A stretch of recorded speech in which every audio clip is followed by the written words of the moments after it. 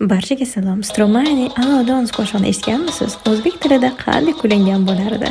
Qani, eshitingchi. Yakshanba, yakshanba. Soqqa qilishni o'ylaganlar, pul haqida gapirganlar, xarajatlari ko'p bo'lganlar, kredit olish o'rgatganlar, qarz haqida eslatganlar, hayotni qiynab buzarlar, turmush quraman deganlar, zagsda ha deb aytganlar, oila tashvish bilan yurganlar, qiyinchilikni bilganlar, krizis haqida gapirganlar, ochlik nima bilganlar, charchab dam olish istarlar, uyqusiz ishdan keyin hammasini birgalikda hozir unuting barchasini. Salom alaykum, raqsga tushing,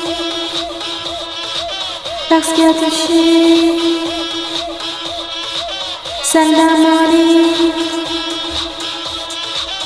raqsga tushing. Salom alaykum, damizni oling,